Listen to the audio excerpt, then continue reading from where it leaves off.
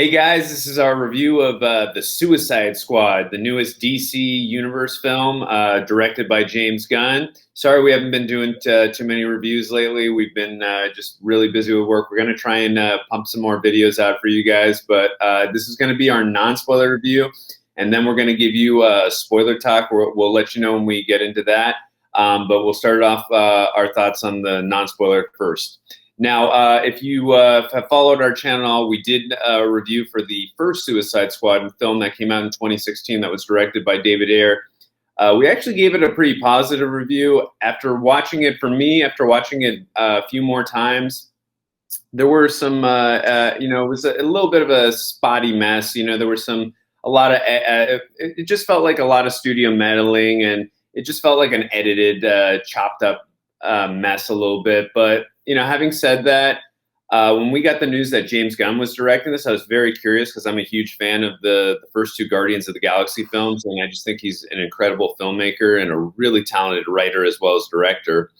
And I gotta say, I didn't have expectations of this. I just thought, I hope it's a great film. I tried to stay away from the trailers, and I really, really enjoyed this film. It was really good. The writing was just incredible. The direction was great. And I really also loved the storyline too, and the way the characters are portrayed. James Gunn's really got this talent of making you really care about so many obscure characters. And I just thought, again, he had a real home run. And I just really found myself enjoying this film. And, I didn't feel like, there were too many boring moments in the film. And I just really found myself very entertained while also enjoying a great story with really entertaining characters. Yeah, I think the first movie had the problem of it didn't really know what tone it wanted to be, and it kept kind of going back and forth, and it felt disjointed, and also you didn't really care about many of the characters. But this movie, especially, like, the characters are kind of drive the whole movie. Like, the story is solid; it kind of goes all over the place, but it's really the characters, I think, that drive this movie. James Gunn, like you said, is really good at making you care about characters that you've never met before. And it's like, you're watching this movie the whole time, and obviously we won't get into spoilers right now, but there's so many characters that you feel for, and then, whether they survive or not, it's like, you kind of feel for all of them. So I think that was the best part of the movie for me. Yeah, for sure. And I think what James Gunn did, again, obviously we don't know how much studio meddling happened. David Ayer came out a few weeks ago and said that it was a lot, but I thought this film did a lot better job of just really getting into the backstory of certain characters and just, again, making you, as you just said, feel and care for a lot of these characters. And there were a lot of times too in the film where they did some nonlinear storytelling that I thought were inserted perfectly with the editing, and I just really thought it was done very well. And when stories can do that, when films can do that, where they add those nonlinear storylines and it's done properly, I just really like it a lot. And I thought this film was a really good example of that. Yeah, definitely. And this movie is a little different too because it definitely earns its R rating. It's pretty gory. Yeah. Oh yeah. not like horror movie gory, but like superhero movie very gory. Oh yeah. But it wasn't like overdone. It wasn't like just for shock value. It was like, it kind of just made it feel a little more realistic and like dark a little bit. But yeah, and with the tone, it was interesting. Yeah, and with the tone that James Gunn was going for, it actually does work. And like you said, it's not just going. It works. Yeah, it's not going for gore just to go for gore, and it's not like grossing you out. It's like it actually works with the. It's just a lot of blood. Yeah. Oh, yeah. And I thought this film also did a really good job of balancing the dramatic side with also because it's a James Gunn film. There's going to be a lot of comedic moments. Yeah, and I thought he did a really good job of balancing that comedy and the dramatic moments. Just really good, just balancing it. Yeah, it was very even, and he just does an amazing job. And I'm really glad that DC was able to. When that whole controversy happened, then Disney got rid of him for Guardians of the Galaxy Volume 3, which obviously we know he's back to do now. They're going to be filming that soon. But again, I'm just glad that they did get him for that. And I just think he's the perfect guy to direct a Suicide Squad film. He was just made to do that kind of film. Definitely. Yeah. Yeah, obviously you've been doing Guardians of the Galaxy for so long, and now this is sort of another like ragtag team up type of movie. So it was right in his wheelhouse. And you and I kind of talked about this too. I mean, in when they did the first Suicide Squad movie, they really, you could tell that movie was, you know, with all the chopped up editing, studio meddling, and all that. They really wanted to tailor make that movie to be a little bit like Guardians of the Galaxy. And what better, you know, director to get and writer to get than the guy who created Guardians of the Galaxy? Absolutely. You can't get any closer. Yeah, Yeah, I exactly. mean, obviously this isn't a review of the first movie, but like that one, I just felt like they were so taken aback by the response of Batman v Superman that like they were playing originally with a super dark theme or tone, Right. but then they said no, let's throw in all this forced comedy, and it didn't really work. Right. Well, I mean, if you look at the first trailer for that film, and then you look at the other trailers, and then how the film turned out, you can see like there was a totally different film there, but. That's another story for another day. But of course, I mean, we're going to mention the first film. I mean, this is technically, even though it feels like a reboot, if you will, it's got characters. It's got characters from the first movie. So I mean, it feels like a very soft reboot, if I will. But it's got characters from, so it's technically a sequel. But it's got characters from the first film, and we'll mention some characters really quick too. I mean, Harley Quinn. She's always, I mean, Margot Robbie is always fantastic, but I really loved her performance in this one too. It's probably my favorite of the three films because she was in Birds of Prey in the first Suicide Squad film. Yeah, and those are the other two. But she was phenomenal, and I really love the way Harley was portrayed in this film. It was really good. She was, you know, not dependent on anyone. She, you know, I mean, obviously she wasn't in Birds of Prey either, but I just love the way she was portrayed in this film, and I love Margot Robbie's performance. She's just really got that character down. She's just a really good Harley Quinn. Yeah, she was great. I mean, you know, she always does her thing. She embodies that character really well. Like, she might not be on Mount Rushmore, but she's like almost there for like casted. Oh yeah, she's like great. Perfect for Harley Quinn. Yeah. I remember when everyone saw Wolf of Wall Street, we're all like, got to get her as Harley Quinn. But yeah. Also got to talk to. I mean, obviously, if we talk about every character, we might be here forever. But we'll just go over a couple characters really quick. I love the actress. I'm sorry that I didn't look up her name, but the actress who plays Ratcatcher, she was fantastic. I loved her storyline. She really brought a dramatic sense to that film and the backstory that they got for her. And obviously, we won't spoil who played a family member of hers. You pointed that out in the theater, which was a nice surprise for me because I wasn't expecting that. But I really love that storyline of that character and the way that character's in, because that character, I mean, when you talk about obscure, which another character we're going to mention in a sec, that Ratcatcher is very obscure, and I just didn't think I was going to give any kinds of crap about that character. And I love the storyline, and the way she portrayed that character was really well done. Yeah, I mean, I think pretty much all like the main storyline characters were just done really well, and even John Cena I thought was great. Oh, he was great. I wasn't expecting like a great acting performance out of him, but like he was perfect. He couldn't have done any better. And he was in freaking amazing shape. I mean, John Cena's always in amazing shape, but my goodness, he looks humongous. Yeah.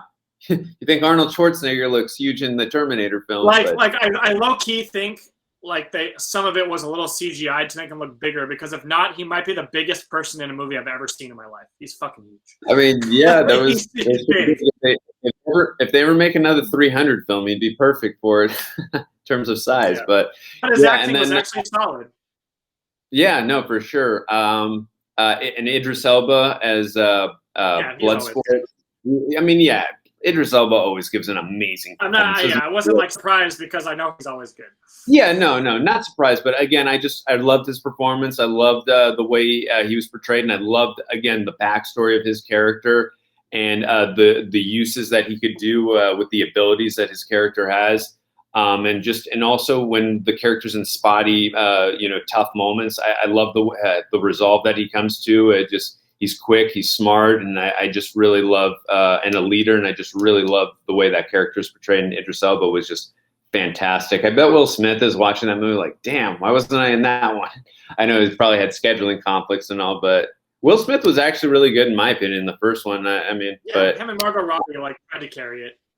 Yeah, for sure. And last character, really quick, I do want to talk about Polka Dot Man. I thought he was portrayed. I mean, that character is. He was interesting.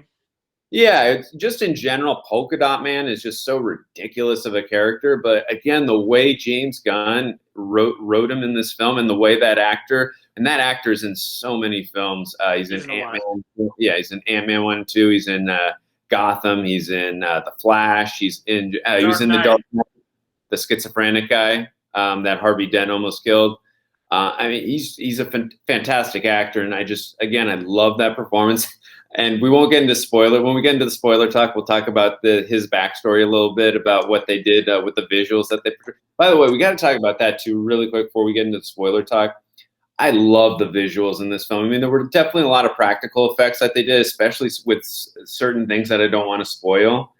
With certain things in the storyline that they were progressing and advancing that I thought were just done brilliantly. But a lot of the visuals that are done in this movie are just really well done. And James Gunn has just got such a keen eye for those kinds of things. Definitely.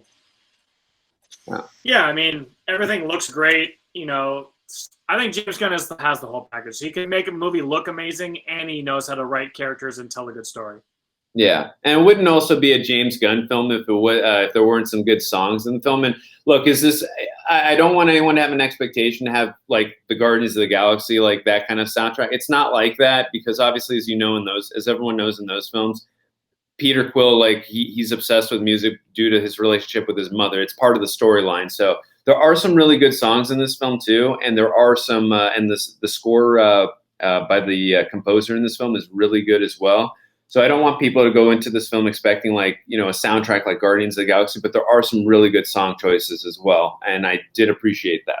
Well, I'm glad he didn't do the whole Guardians thing with the music, because that would have seemed too copying. So the way he did it was fine. It was just a good choice of music. It wasn't part of the story, kind of like in Guardians. Absolutely. Yeah, no, for sure. But yeah, having said that, I don't know. This might be one of, if not my favorite of the whole new of the DC films. I mean, I love Batman v Superman, the Ultimate Edition. I love the Zack Snyder cut, even though we're gonna hopefully review that at some point soon. Yeah, I mean, this is right up there. I really enjoyed this film. It was fantastic. It was fast paced. It was really smartly written by James Gunn. It was well directed. The acting is great. The characters are great. I just really found myself enjoying it and really caring about these characters. And I'd love to see James Gunn, whether it's another Suicide Squad film or any type of a DC film, I'd love to see him back in the DC universe, because I just think he fits right in, and he just made a great film.